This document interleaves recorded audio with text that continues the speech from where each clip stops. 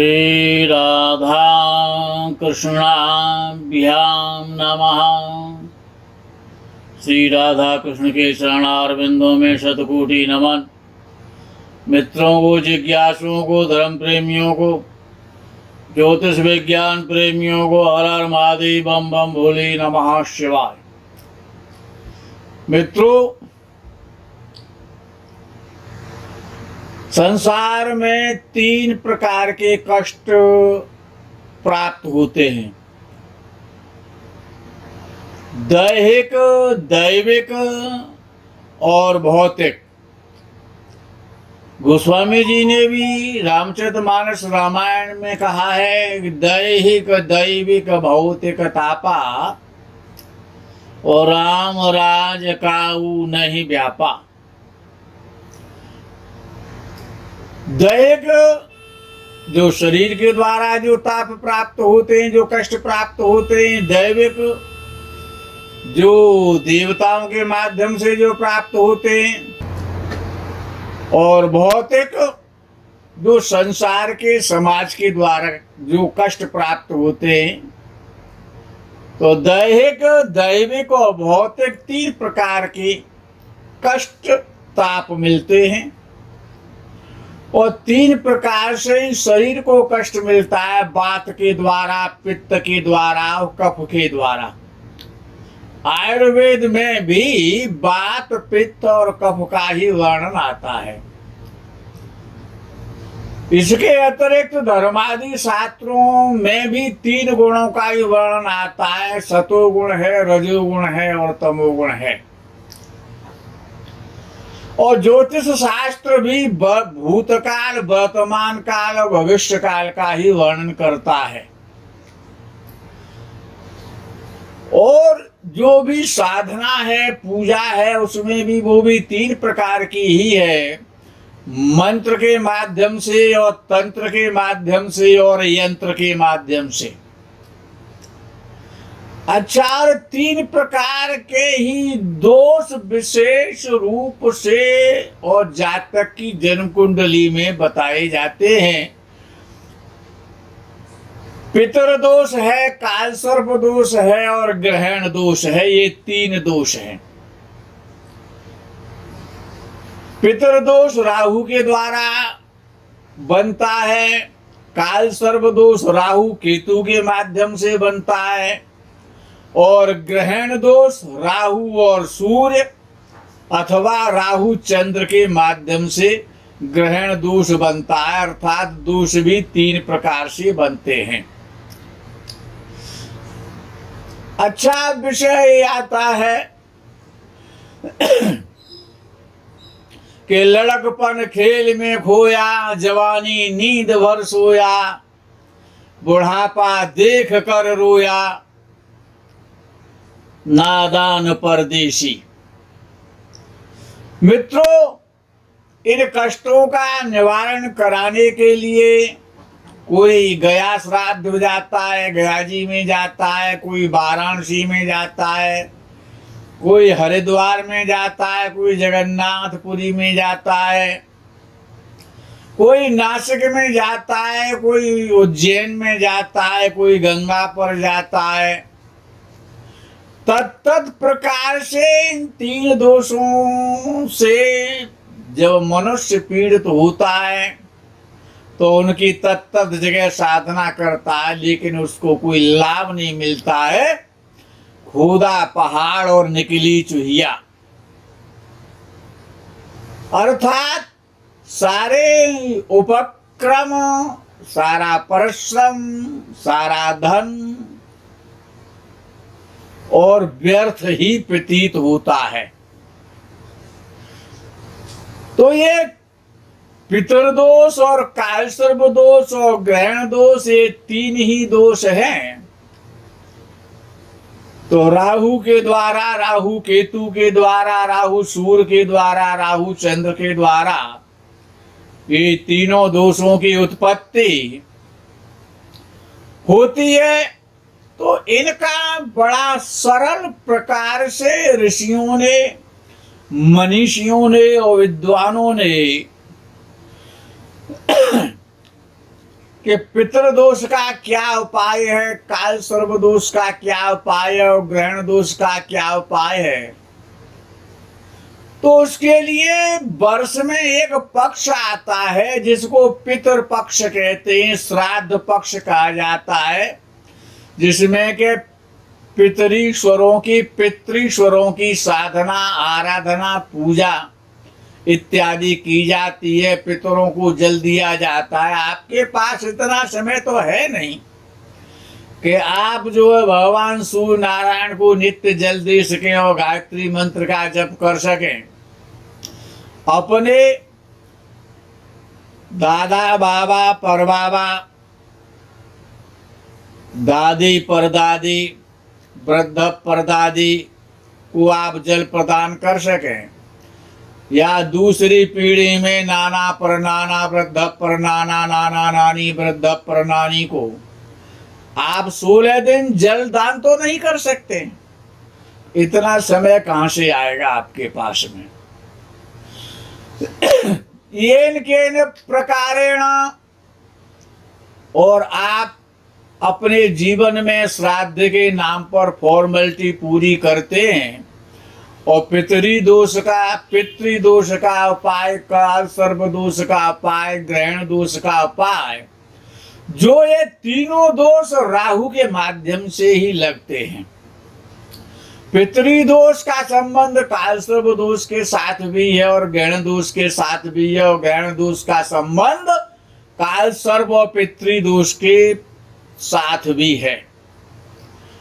तो ऋषियों ने बड़ी सुंदर व्यवस्था की है शास्त्रों के माध्यम से कि जो श्राद्ध पक्ष, जिसको पितृ पक्ष कहते हैं, पितृश्वरों की साधना के लिए है, और ये 16 दिन का पक्ष माना जाता है। यद्यपि प्रत्येक पक्ष वर्ष में, चाहे वो शुक्ल पक्ष हो चाहे वो कृष्ण पक्ष हो, 15 दिन का होता है, लेकिन केवल एक ही पक्ष ऐसा है जिसका नाम श्राद्ध पक्ष है, पितृ पक्ष है, वो 16 दिन का हुआ करता है हमेशा।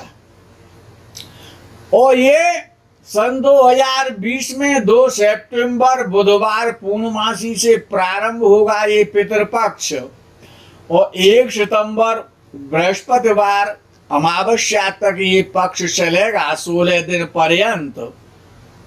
तो यदि आपकी कुंडली में आप पितृदोष से पीड़ित हो रहे हैं, तमाम प्रकार से आप उपाय कर चुके हैं, तमाम प्रकार के गंडा तावीज भगतों के पास जा चुके हैं, पंडित पुजारी मौल मुल्ला मौलवियों की आप जो है चरण शरण में जा चुके हैं, लेकिन आपको कोई लाभ नहीं मिला है। काल सर्प का दोष का उपचार कराने के लिए और नाथ से हरिद्वार जाने कहाँ कहाँ आप गए, और अपने घर पर भी और मंदिर इत्यादि भी जल के किनारे, नदी के किनारे आपने इस काल सर्प दोष का उपाय कराया, और ग्रहण दोष के भी बहुत सारे आपने उपाय किए, नग इत्यादि पहने, लेकिन किसी से कोई लाभ नहीं हुआ। और जब किसी से कोई लाभ नहीं हुआ है तो आज जो प्रयोग आपको जो बताया जा रहा है, लेकिन शर्त ये इसको 16 दिन पर्यंत आपको अपने घर में रहकर ही करना पड़ेगा। आपका 2 रुपए का खर्च नहीं होगा, क्योंकि कोरोना काल में धन कहाँ से आया। अब तो अर्थव्यवस्था, अब तो संसार की अर्थव्यवस्था चौपट हो रही है, तो उस अर्थव्यवस्था में आप भी सम्मिलित हैं, तो आप भी परेशान हैं और पीड़ित हैं। तो जिनकी कुंडलियों में ये 3 दोषों में से कोई सा दोष है, पितृदोष है या काल सर्प दोष है या ग्रहण दोष है, तो उनको ये उपाय 2 सितंबर बुधवार पूर्णिमा से प्रारंभ करना है, और 1 सितंबर और बृहस्पतिवार तक, 17 सितंबर बृहस्पतिवार तक इस उपाय को करना है। 2 सितंबर बुधवार से प्रारंभ करना है पूर्णिमा तिथि से, और 17 सितंबर अमावस्या तिथि तक इस उपाय को करना है। अपने घर पर ही करना है, लेकिन शर्त यही है कि दिन के 12 बजे से बाद में करना है, पहले नहीं करना है। आपको थोड़ा कष्ट तो होगा, लेकिन शुभ प्राप्त करने के लिए, अच्छा प्राप्त करने के लिए, कष्टों की निवृत्ति के लिए, और आपको ये उपाय करना ही पड़ेगा। और बड़ा सटीक और बड़ा श्रेष्ठ और अनुभव गम्य उपाय है ये। केवल आपको करना क्या है कि आपको 16 दिन पर्यंत और यज्ञोपवीत, जिसको जनेऊ कहा जाता है सामान्य भाषा में, और संस्कृत में जिसको यज्ञोपवीत की संज्ञा दी जाती है, उसको धारण कर लेना है। जनेऊ पहनना है 16 दिन पर्यंत और ब्रह्मचर्य का पालन करना ही पड़ेगा। और नित्य आपको करना क्या है कि आपको 5 प्रकार से बलि देनी है, 5 बलि देनी है। एक तो गो बलि देनी है, एक श्वान बलि देनी है, और एक काक बलि देनी है, और देव बलि देनी है, और पिपीलिका बलि देनी है। और आपको जनेऊ धारण करके देनी है, 12 बजे के बाद देनी है, 5 बलि देनी है, नित्य देनी है। बलि में भोजन होना चाहिए, पका हुआ भोजन होना चाहिए, मिष्ठान होना चाहिए। और गोबली सबसे पहले आपको गोबली देनी है। और जब गोबली आप देंगे तो जिस प्रकार से जनेऊ को हनुमान चालीसा में भी आया है कि हनुमान जी भी जनेऊ धारण करते हैं, क्योंकि वो ब्रह्मचारी हैं, ब्रह्मचर्य का पालन करते हैं, तो आपको भी ब्रह्मचर्य का पालन करना पड़ेगा। कांधे मूंज जनेऊ साजे। तो आपको यज्ञोपवीत तो धारण करना है, और यज्ञोपवीत तो धारण करके 16 दिन पर्यंत 5 बलियों का 5 बलिदान नित्य करने पड़ेंगे। आपको पकवान बनाना है, पका हुआ भोजन होना चाहिए और मिष्ठान होना चाहिए। तो आपको 4 पत्ते या 4 दोने जो आते हैं ढाक के, जिनमें चाट पकौड़े खाए जाते हैं, कागज के पत्ते नहीं होने चाहिए, पत्ते वाले पत्ते होने चाहिए। उनमें आपको सबसे पहले गोबली देनी है। गोबली में 5 पूड़ियाँ होनी चाहिए, और जो भी आपके यहाँ पका है, और मिष्ठान अवश्य होना चाहिए। और जिस प्रकार से जनेऊ धारण करते हैं बाएं कंधे पर, उसी प्रकार से आपको ये पहले पत्ते पर पका हुआ भोजन रख देना है। दूसरी बलि देनी है श्वान के लिए। श्वान कहते हैं कुत्ते के लिए। कुत्ते को आपको बलि देनी है, और जिस समय आप कुत्ते को बलि देंगे तो अपने यज्ञोपवीत को कंठी कर लेंगे। जिस प्रकार से माला पहनी जाती है, कंधे पर जनेऊ नहीं होना चाहिए, माला के प्रकार से होना चाहिए। और 2 लड़ कर लेंगे, अर्थात दोहरा कर लेंगे, तो वो कंठी हो जाएगा।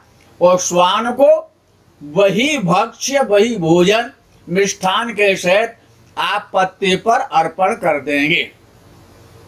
उसके बाद में आपको काक बलि देनी है, कौवे के लिए देनी है। तो काक बलि देनी है, उसमें आपका जो जनेऊ है, जो यज्ञोपवीत है, उसमें उसको अपशब्द कहा जाता है। तो आपको जनेऊ सीधे कंधे पर चढ़ा लेना है, बाएं कंधे पर नहीं रखना है। और काक बलि आपको भूमि पर देनी है, पत्ते पर नहीं देनी है। वही भोजन देना है, उसमें मिष्ठान अवश्य होना चाहिए। देव बलि देनी है देवताओं के लिए। यक्ष, किन्नर, गंधर्व, राक्षस, बेताल, पिशाच इत्यादि जो भी, इनको भी देवता माना गया है, तो इनको देनी है। तो पुनः सभ्य हो करके देनी है, यानी कि आपको अपना जनेऊ अपने बाएं कंधे पर रख लेना है। तो जब जनेऊ बाएं कंधे पर होता है उसको सभ्य कहते हैं, और जब जनेऊ सीधे कंधे पर होता है, राइट कंधे पर होता है, तो उसको अपशब्द कहते हैं। और देव बलि पत्ते पर दी जानी है, वही पका हुआ भोजन, और उसमें मिष्ठान आप अर्पित कर देंगे। 5वीं बलि देनी है पिपीलिका के लिए। पिपीलिका कहते हैं चींटी, चींटादि इत्यादि जो हुआ करते हैं, पिपीलिका चींटी के लिए कहा जाता है। तो वो भी आपको पत्ते पर देनी है, और अपशब्द होकर के देनी है। जनेऊ को राइट कंधे पर आपको रखना होगा। राइट कंधे पर जनेऊ जाने का मतलब होता है कि आप अपशब्द हो गए। जनेऊ 16 दिन आपको 16 दिन पर्यंत आपको पहनना है। 16 दिन पर्यंत पूर्णमासी से लेकर के और अमावस्या तक ये 5 बलि दिन के 12 बजे के बाद आपको नित्य देनी है।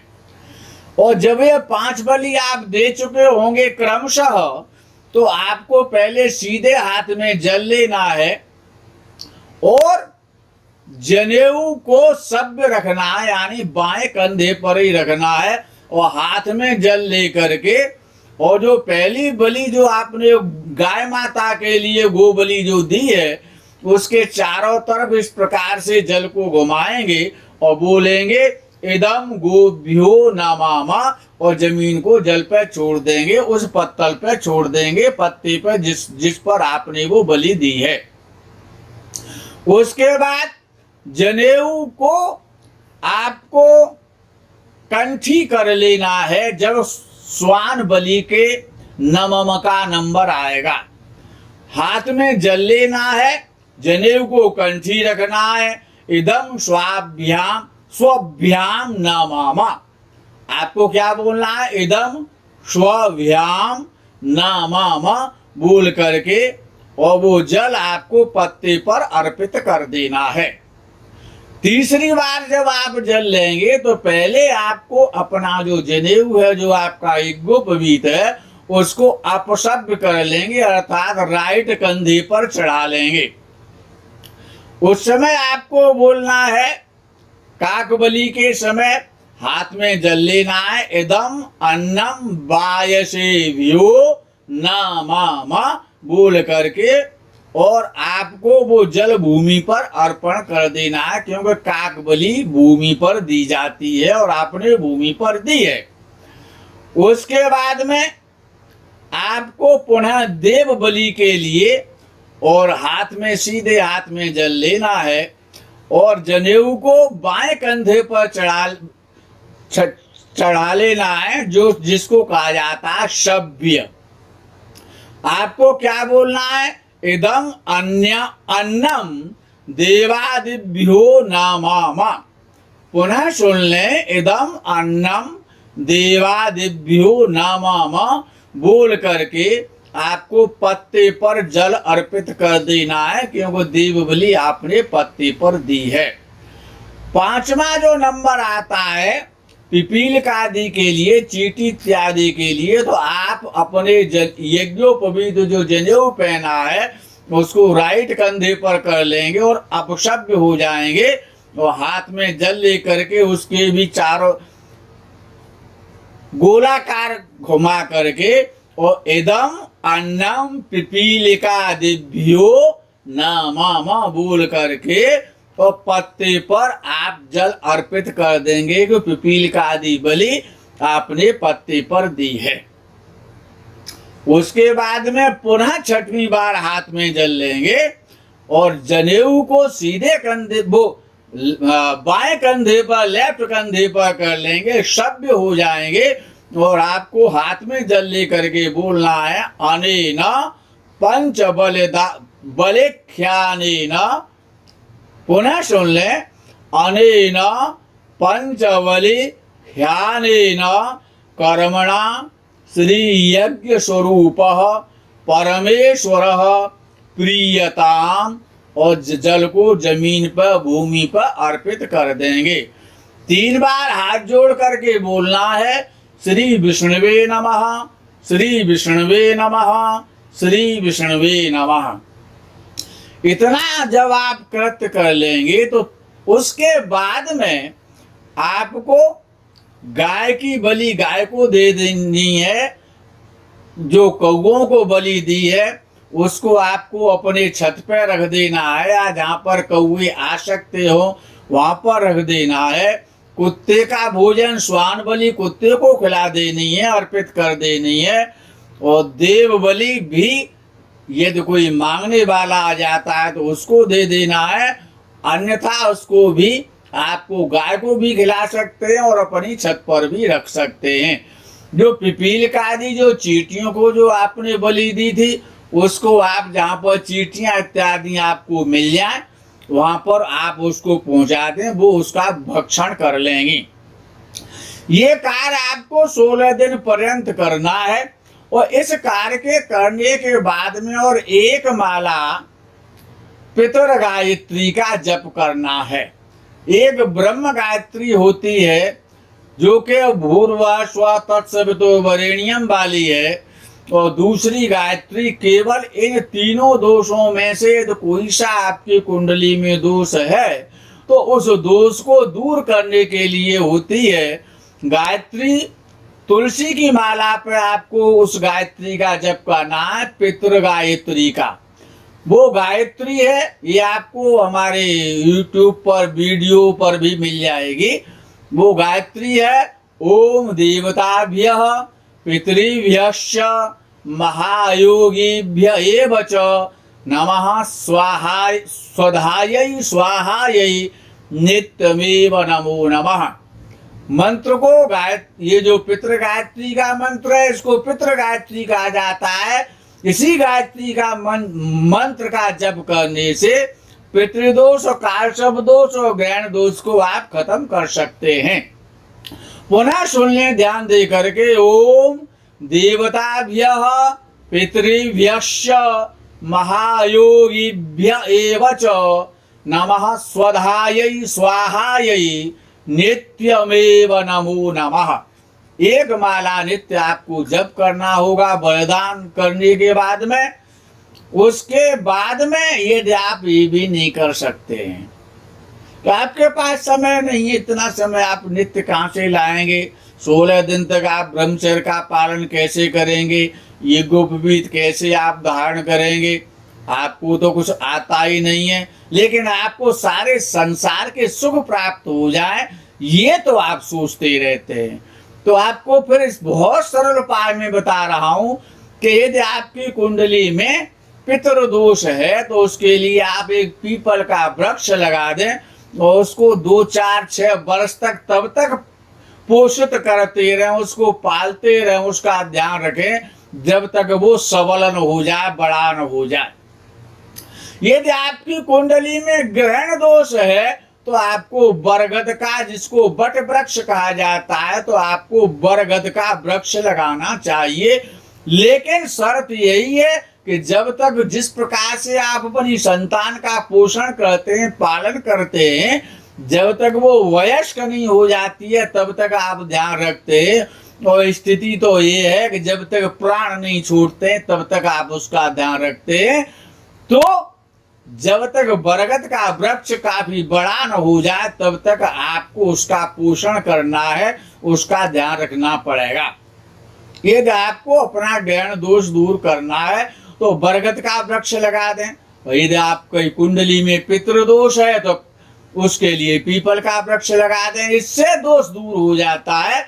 और यदि आपकी कुंडली में काल सर्प नाम का दोष है तो आपको आंवले का वृक्ष लगाना चाहिए। आंवले का वृक्ष लगाएं जो आंवला खाया जाता है, जिसका मुरब्बा बनता है, उस आंवले का वृक्ष लगाएं। लेकिन शर्त यही है उसको भी पाल पोष करके बड़ा करें, उसका ध्यान रखें। मित्रों, यदि आपने इनमें से कोई से भी उपाय किए, 3 उपाय हैं। एक तो बलिदान का है, पंचबली का जो प्रावधान आपको बताया है। दूसरा आपको पितरीश्वरों की जो पितर गायत्री है उसका मंत्र बताया जप करने के लिए। तीसरा आपको जो वृक्ष लगाने के लिए बताए हैं, यदि आप ये तीनों उपाय कर लेते हैं तो ये निश्चित है, ऋषियों का ऐसा वचन है और मेरा ऐसा विश्वास है और अनुभव है कि आप निश्चित रूप से इन दोषों से मुक्त हो जाएंगे। आपका मन प्रसन्न रहेगा, आपकी वंश वृद्धि होगी, आपकी धन वृद्धि होगी, आपकी व्यापार वृद्धि होगी, आप दीर्घायु होंगे, आप दीर्घायु हो, आपका कल्याण हो। इसी भावना कामना के साथ में हर हर महादेव बम बम भोले नमः शिवाय। जय गो माता की।